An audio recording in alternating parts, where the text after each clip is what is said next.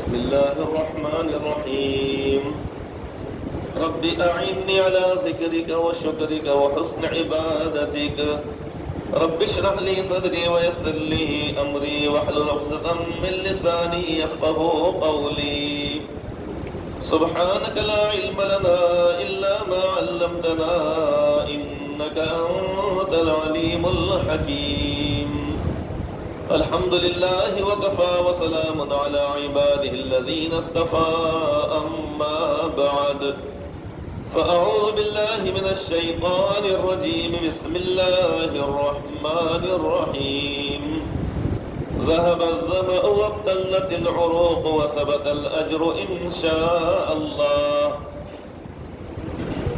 محترم حضرات، بزرگان محترم اور معزز حاضرین کرام، اللہ تبارک و تعالیٰ اپنے بندوں کی جانب سے شکر کو چاہتے ہیں. اس میں نکلتے ہیں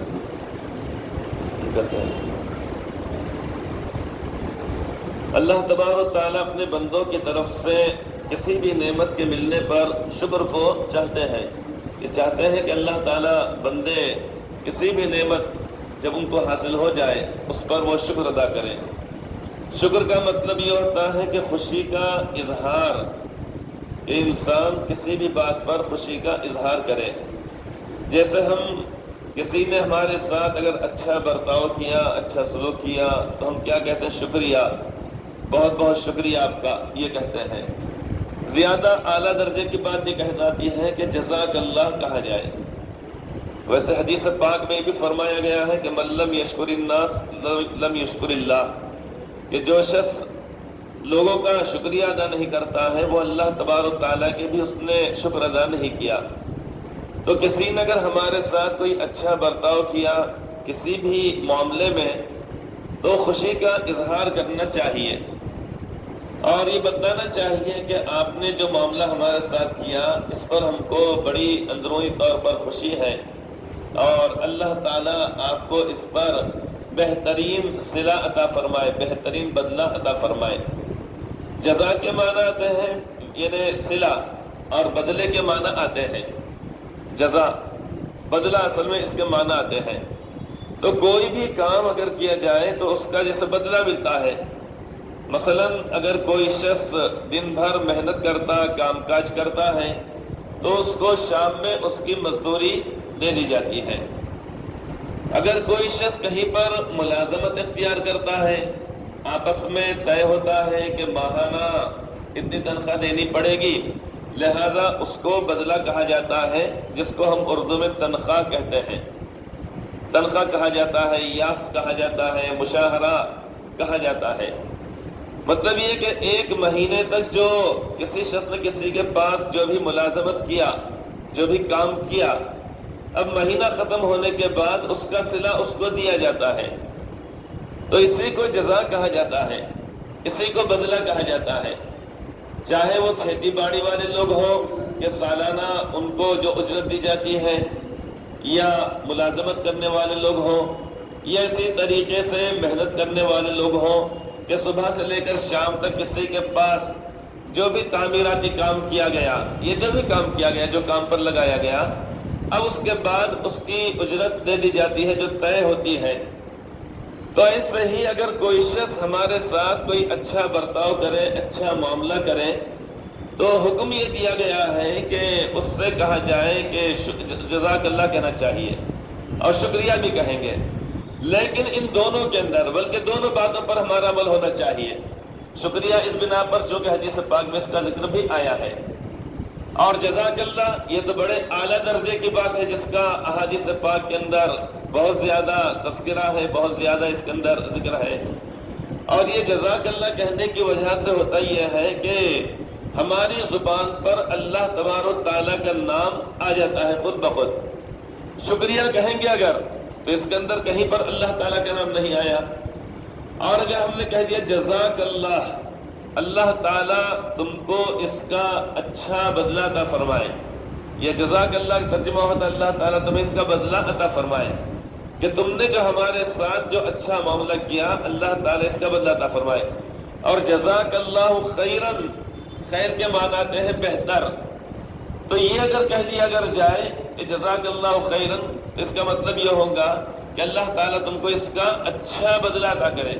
اور جزاک اللہ احسن الجزاء، یہ بھی ایک دعائیہ جملہ ہے. جزاک اللہ احسن الجزاء، کہ اللہ تعالیٰ تم کو اس کا بڑا شاندار، بہت بہترین صلہ عطا فرمائے. ایک جملہ یہ بھی کہا جاتا ہے جزاک اللہ فی الدارین، اللہ تعالیٰ تم کو دنیا میں بھی اور آخرت میں بھی اس کا اچھا بدلہ عطا کرے. جزاک اللہ فی الدارین، یہ جملے ہم کو یاد ہونا چاہیے. اب یہ جملے صبح سے لے کر شام تک ہر مسلمان کی زبان پر دوسرے مسلمان کے تعلق سے آتے رہنا چاہیے، اس لیے کہ ہر آدمی دوسرے آدمی کے ساتھ کوئی نہ کوئی اچھا برتاؤ انسانیت کی بنیاد پر کرتا ہے. مثلا ہم پیدل جا رہے ہیں، اب اس موقع پر کسی شخص نے ہم کو اپنی گاڑی پر ہم کو بٹھا لیا، وہ اسی سمت میں جا رہا ہے. اس نے دیکھا کہ ایک شخص پیدل جا رہا ہے، اور اس میں بھی ہم نے یہ نہیں دیکھنا کہ یہ ہمارا دوست ہے، ہمارا رشتہ دار ہے، اس نے ہم کو قصد دیا تھا، یہ ہمارے کام آیا تھا. نہیں، بلکہ کوئی بھی اگر ایمان والا اگر ہے اس کو بٹھا لیا جائے. اگر کوئی غیر مسلم بھی اگر ہے تو اس کو بٹھانا، اس سے ہمارے اخلاق اس کے سامنے پیش ہوں گے. اور یہی وہ چیز ہے جو لوگوں کو متاثر کرنے والی ہوگی.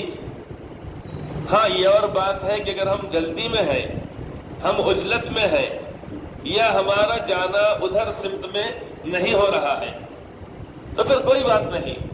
لیکن جب ہم اسی سمت میں اگر جا رہے اگر ہیں اور ہم کو اندازہ ہے، یہ پوچھنے پر ہم کو پتہ چلا کہ یہ بھی شخص اسی جانب جا رہا ہے، تو اپنی گاڑی پر، اپنی موٹر سائیکل پر اگر ہم بٹھا لیتے اگر ہیں تو ہمارا کوئی کچھ خرچ ہونے والا تو ہے نہیں. اکیلے جائیں گے بھی تو پٹرول اتنا ہی خرچ ہوگا، اس کو لے کر جائیں گے ہم تو بھی پٹرول اتنا خرچ ہونے والا ہے. 100 گرام بھی پٹرول زیادہ خرچ نہیں ہوگا اس کے بیٹھنے کی وجہ سے. لیکن اتنا بڑا یعنی ہم کو ایک تو اجر و ثواب ملے گا. اس نے اگر ثواب جزاک اللہ کہا تو بھی ثواب ملے گا، نہیں کہا تب بھی ثواب ملے گا، اس لیے کہ ثواب یا بدلہ دینے والے اللہ تبارک و تعالیٰ ہے. تو اللہ تبارک و تعالیٰ اپنے بندے کو یہ چیز عطا فرماتے ہیں. تو بندوں کی طرف سے ایک دوسرے کو آپس میں ملنے جلنے پر اس طریقے کے جملے ہمارے زبان پر آنا چاہیے. جیسے ملاقات اگر ہو جائے تو پہلی نمبر پر تو سلام ہونا چاہیے. کیا ہونا چاہیے؟ السلام علیکم. یہ کم سے کم اتنا، یہ سلام سب سے چھوٹا جملہ ہے. اور زیادہ اگر کہا جائے تو زیادہ اچھی بات ہے، السلام علیکم ورحمۃ اللہ. سننے والے نے جس کو سلام کیا گیا اس نے کہنا وعلیکم السلام ورحمۃ اللہ وبرکاتہ مغفرتہ. اب یہ اگر ہم صبح سے لے کے شام تک اگر فرض کیجئے 50 لوگوں سے ملاقات ہوئی اور بار بار کبھی ہم نے سلام کیے، کبھی انہوں نے سلام کیے، کبھی ہم نے سلام کیے تو انہوں نے جواب دیے، کبھی انہوں نے پہل کر لیے تو اس کے بعد ہم نے اس طریقے سے جواب دے دیے.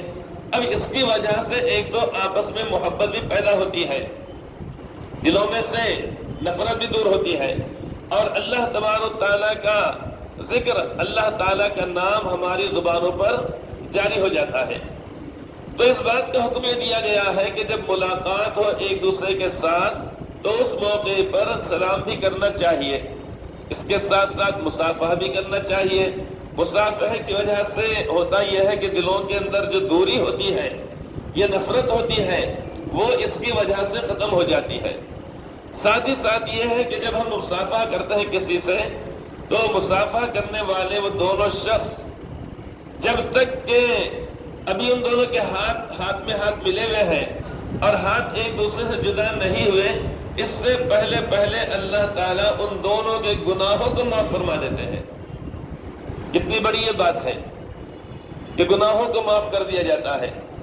کیسے؟ صرف انسان ایک مسلمان دوسرے مسلمان سے مصافحہ کرتا ہے، پہلے تو سلام اور اس کے بعد مصافحہ، اور مصافحہ بھی دونوں ہاتھ سے ہونا چاہیے، ایک ہاتھ سے مصافحہ نہیں ہونا چاہیے. اللہ کے نبی صلی اللہ علیہ وسلم کا عمل مبارک یہ تھا جب صحابہ کرام سے مصافحہ فرماتے تو دونوں ہاتھ سے آپ مصافحہ فرماتے. اس صحابی رسول کہتے ہیں کہ میں آپ سے ملاقات کیا اور جب میں نے مصافحہ کیا تو کفی بین کفیہ، میری ہتھیلی، میرا ہاتھ آپ کے دونوں ہاتھوں کے بیچ میں تھا. کیا ہے ہم سوچ سکتے ہیں کہ اللہ تعالیٰ کے پیارے نبی صلی اللہ علیہ وسلم تو دو ہاتھ سے مصافحہ فرمائے اور صحابی رسول ایک ہاتھ سے مصافحہ کریں، جیسا کہ آج کل لوگ کرتے ہیں، بس ملاقات ہوئی کس سے ایک ہاتھ سے مصافحہ. ایسا بعض لوگ مصافحہ پورا بھی نہیں کرتے بلکہ انگلی کو انگلی ٹچ کرتے ہیں، بس خالی ایک دوسرے سے ٹچنگ، یوں ایک دوسرے سے یوں ذرا سا. یہ مصافحہ نہیں ہوا، یہ پاؤں اتپاؤں بھی مصافحہ نہیں ہے. تو مصافحہ بھرپور 1.5 پاؤں ہونا چاہیے. مطلب یہ کہ یہ حصہ سے ایسا ملے، دونوں یہ جو ایسا اس طرح جب مصافحہ کیجیے، یہ حصے سے دونوں کے ہاتھ یہ، تو اسے کہا جائے گا صحیح بالغ مصافحہ یہ ہوگا. وہ نابالغ مصافحہ چھوٹا سا ذرا سا ننھا منا جس کا بھی چھلا بھی نہیں ہوا ابھی، تو جس کے صرف پانی کے بارے میں سوچ لے اس سے کرانا کہ اس سے کرانا، سمجھو کہ نہیں آپ، وہ مصافحہ نہیں کہلاتا ہے وہ. تو اس لیے مصافحہ پورا بھرپور کرنا چاہیے، دونوں ہاتھوں سے کرنا. تو دونوں شخصوں نے دونوں ہاتھوں سے. ہاں یہ اور بات ہے کہ ایک ہاتھ میں پوری افطاری کا سامان ہے، موز ہے، میتھی ہے، خربوز ہے، تربوز ہے، کھجور ہے اور پتہ نہیں کیا کیا چیزیں ہیں. اب وہ تھیلی کے اندر ساری چیزیں رکھی ہوئی ہیں. اب اگر راستے کے اوپر دونوں انہوں نے اپنی تھیلی، انہوں نے اپنا تھیلا دونوں نے رکھ دی ہے، اس پر تھوڑا مسافہ کر رہے، جم کے کر رہے، اور اتنی دیر میں پورا مطلب ٹریفک جام ہو رہا ہے. لوگ بولے بابا کیا کر رہے، جاؤ ایک طرف ہٹ کے کرو نا، کیا کرنا ہے. تو اس لیے راستے پہ ادھر ادھر نہیں. چلیے آپ حضرات کے لیے اس کا انتظام کیا گیا ہے، بالکل بلا تکلف بسم اللہ بول کے شروع کر لیجیے. جزاک اللہ. بچے آپ کو نہیں پئیں گے، باقی سب پورا، کوئی بات نہیں. تو مصافحہ اس انداز سے کرنے کا ہے، مکمل طور پہ بھرپور. ہاں اگر کوئی مجبوری اگر ہے تو الگ بات ہے. اور مصافحہ ہوگا سیدھے ہاتھ سے ہونا، پورے ہاتھ سے ہونا چاہیے، دونوں ہاتھوں سے ہونا چاہیے. اگر ہاتھ میں کوئی وزن ہے، کوئی اور چیز اگر ہے تو اس صورت میں پھر ایک ہاتھ سے مصافحہ کیا جائے گا. تو میں شروعات یہاں سے کیا تھا ایک دعا سے، جو دعا عام طور پر ہم کو یاد نہیں رہتی ہے. افطاری سے پہلے کی دعا تو پڑھ لی جاتی ہے، بلکہ بعض مسئلوں کے اندر اعلان ہوتا ہے کہ بھائی افطار کا وقت ہو گیا ہے، دعا پڑھ لیجئے. اللہم لک صمت بک آمنت وعلیک توکلت وعلی رزقک افطرت فتقبل منی. اب یہ دعا الگ الگ احادیث پاک کے اندر جو کم و بیش الفاظ میں ہے، اس لیے اتنی لمبی چوڑی دکھ رہی. ورنہ اللہم لک صمت، یا اللہ میں نے آپ کے لیے روزہ رکھا، یعنی آپ کی نظر خوشنودی کے لیے، وزن گھٹانے کے لیے نہیں، چربی چھٹانے کے واسطے نہیں کہ چربی چھٹانے کے لیے، وزن گھٹانے کے لیے. اس کے لیے 11 مہینے پڑے ہوئے ہیں، لیکن یہ مہینہ ہے تو خالص کے لیے اللہ تعالیٰ کو راضی کرنے کے لیے یہ روزہ رکھنا ہے، روزہ رکھنا ہے. چونکہ جب سحری کریں گے دعا کیا پڑے، نویت نصوم غدن للہ تعالی، میں نے نیت کیا ہے کہ آنے والے کل کے دن روزہ رکھوں میں خالص اللہ تعالیٰ کے لیے. اب جب نیت یعنی ہم نے جب کر لیے افطار سحری میں، اب اس کے بعد جب افطار کا موقع آئے گا وہاں پر کہیں گے اللہم لک صمتو، اے اللہ میں نے تجھے راضی کرنے کے لیے بھوک اور پیاس کو برداشت کیا، خواہشات سے میں رکا رہا، نگاہوں کی حفاظت کرتا رہا، برائیوں سے اپنے آپ کو بچاتا رہا، مال حرام کمانے سے اپنے آپ کو میں روکا رہا. تو یا اللہ میں نے آپ کے لیے یا اللہ میں نے آپ کے لیے روزہ رکھا. وعلی رزقک افطرت، اور یا اللہ میں آپ ہی کے عطا کردہ رزق سے افطار کرتا ہوں. یہ ہے مختصر سی دعا.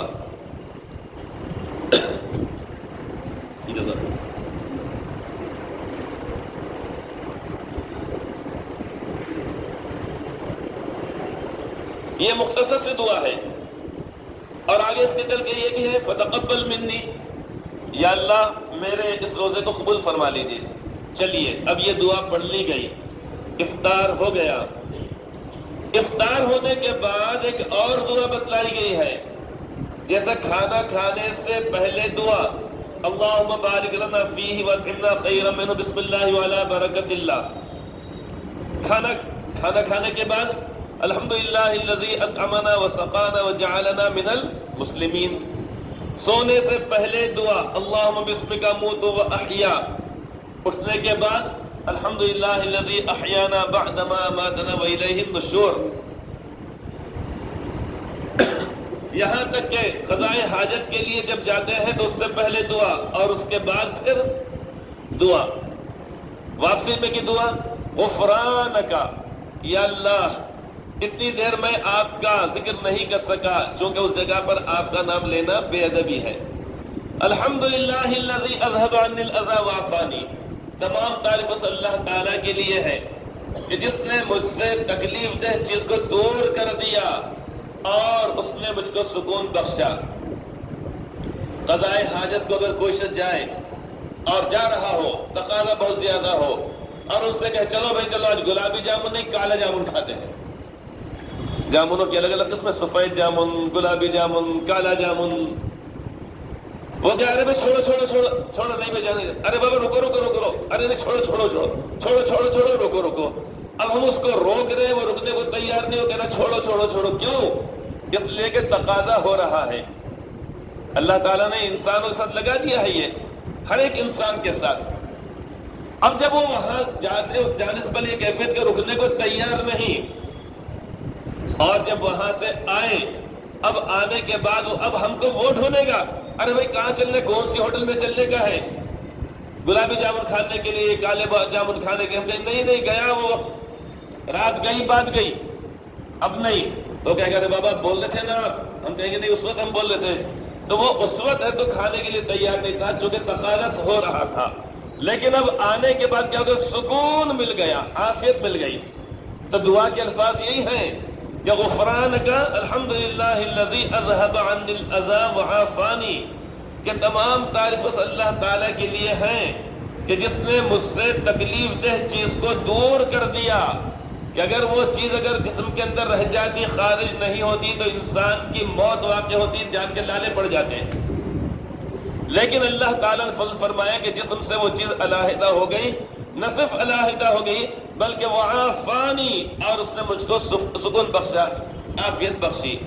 تو جس طریقے سے دعائیں دو ہوتی ہیں، کھانا کھانے سے پہلے، کھانا کھانے کے بعد، سونے سے پہلے، سونے کے بعد، مسجد میں داخل ہونے سے پہلے یا داخل ہوتے وقت اور نکلنے کے بعد، تو اسی طریقے سے افطار کی بھی دو دعائیں ہیں، لیکن ہم کیا کرتے ہیں، ایک ہی دعا پڑھتے ہیں، ایک کے اوپر عمل کرتے ہیں، جو اس سے پہلے والی دعا ہے، اور بعد والی دعا جلدی جلدی جلدی جلدی دہی بڑے کھانے میں رہ جاتی ہے، یہ کھا رہے وہ کھا رہے وہ کھا رہے وہ کھا رہے، اس کے اندر تو اتنی دیر میں رہ جاتی ہے، اب وہ کھانے کے بعد جلدی جلدی پانی پینے کے اندر وہ پھر ذہن سے نکل جاتی ہے، اب یہ ہونے کے بعد اب فوری طور پہ چونکہ نماز کو جانے کا ہے، رکعت گٹھانے کا ہے، ورنہ چھوٹ جائے گی رکعت، بعد میں سب لوگ نکل جائیں گے اور سلام پھیر لیں گے، اپنے اٹک کے رہ جائیں گے، ایک رکعت ادا کرتے بیٹھنا پڑے گا، تو اس لیے انسان چاہے کچھ بھی جلدی بھاگتے ہوئے اور آگے شامل ہو جاؤ۔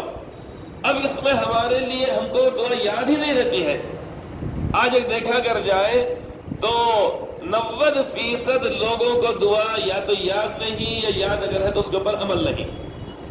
میں یہاں پوچھوں گا نہیں آپ حضرات سے دعا یاد ہے کہ نہیں ہے، کون کون پڑھے کون کون نہیں پڑھے، نہیں پوچھوں گا میں، لیکن ہے بہرحال یہ ہماری تصویر، لیکن بہرحال یہی ہے، آئینے کے اندر دیکھیں گے تو یہ ہم کو دکھائی دینے والا ہے، اپنی اپنی تصویر اگر آئینے میں دیکھیں گے، اب پوچھیں گے ارے بابا تم کو یاد نہیں ہے کہ نہیں ہے، تو کہیں گے نہیں بھائی یاد تو نہیں ہے، میں پوچھوں آپ پوچھو انہوں پوچھو انہوں پوچھو، تو 90% وہ لوگ نکلیں گے کہ جن کو دعا یا تو یاد نہیں ہے، اور اگر یاد بھی اگر ہے تو پھر عمل نہیں ہوتا ہے۔ دعا کون سی؟ بہت چھوٹی سی دعا ہے، کیا دعا ہے؟ ذهب الظمأ ایک جملہ، وابتلت العروق دوسرا جملہ، وثبت الاجر تیسرا جملہ، بس 3 ہی جملے ہیں بس۔ ذهب الظمأ کا مطلب یہ ہے، ترجمہ یہ ہے کہ پیاس بجھ گئی۔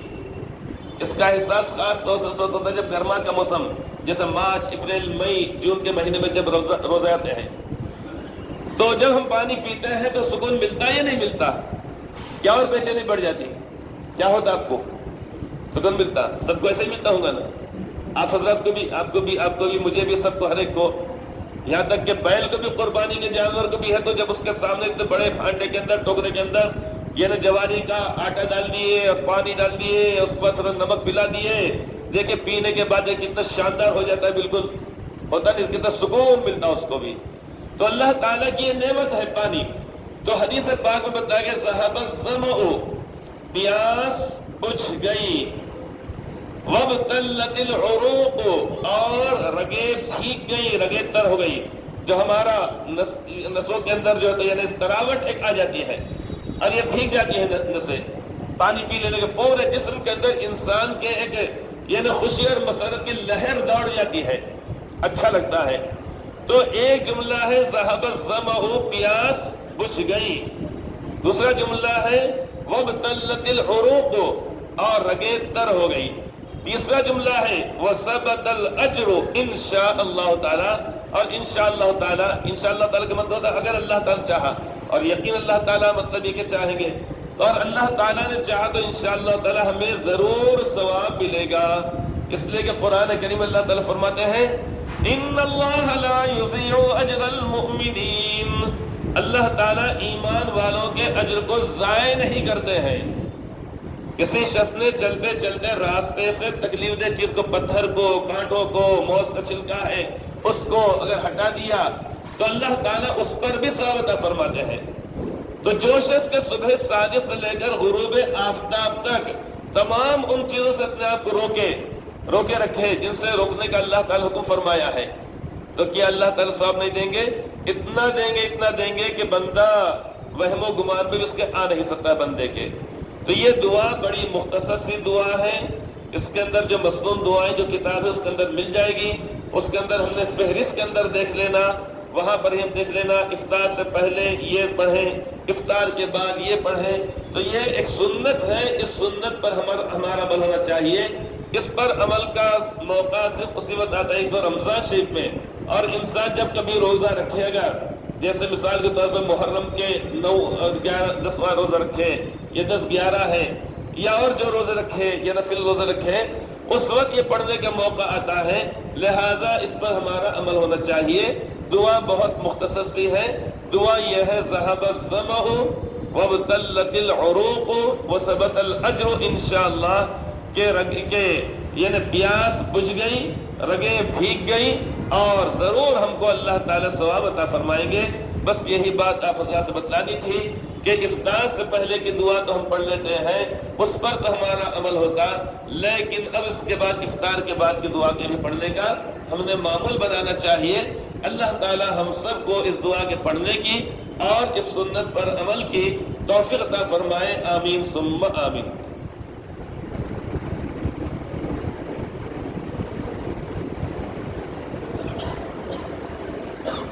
اللهم انت السلام ومنك السلام واليك ارجع السلام، تبارك ربنا وتعاليت يا ذا الجلال والاكرام۔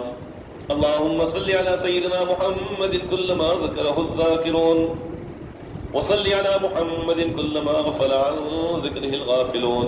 یا اللہ فضل فرمائیے، کرم فرمائیے، اللہ ہمارے حالات پر رحم فرمائیے، ساری امت پر رحم فرمائیے، ساری انسانیت پر یا اللہ رحم فرمائیے، سب کی تمام ہر چھوٹی بڑی ساری کی ساری عبادتوں کی اللہ قبول فرما لیجئے۔ یا اللہ قرآن حکیم بہت زیادہ الحمدللہ پوری دنیا کے اندر پڑھا گیا، پڑھا جا رہا، قیامت تک پڑھا جائے گا، گھروں میں پڑھا جا رہا ہے، یا اللہ سب کے پڑھنے کو یا اللہ قبول فرما لیجئے۔ اور یا اللہ ایسے رمضان شریف بار بار اور ایسی عیدیں اب جو طاق رات ہیں یا اللہ چند دنوں کے بعد آنے والی ہیں، یا اللہ ان کی قدر کرنے کی، اس میں جاگنے کی اور عبادت کرنے کی، توبہ اور استغفار کرنے کی، یا اللہ ہم سب کو توفیق عطا فرمائیے، اور اعتکاف کی بھی اللہ توفیق عطا فرمائیے، اور جو حضرات اعتکاف کر رہے ہیں یا کریں گے اللہ سب کے اعتکاف کو اللہ قبول فرما لیجئے، سب کو حلال جائز طیب پاکیزہ اور کشادہ روزی اللہ عطا فرمائیے، اپنے علاوہ کسی اور کا محتاج نہ بنائیے۔ یا اللہ ظاہری باطنی روحانی جسمانی اخلاقی تمام بیماریوں سے ساری امت مسلمہ کی ہر طرح سے اللہ حفاظت فرمائیے۔ یا اللہ ہماری دعاؤں کو محض اپنے فضل و کرم اور اپنے پیارے نبی صلی اللہ علیہ وسلم کے صدقہ اور طفیل میں اللہ قبول فرما لیجئے۔ ربنا توفنا مسلما والحقنا بالصالحین، ربنا تقبل منا انك انت السميع العليم وتب علينا انك انت التواب الرحيم، وصلى الله تعالى على خير خلقه محمد وعلى آله واصحابه واتباعه اجمعين، آمين برحمتك يا ارحم الراحمين۔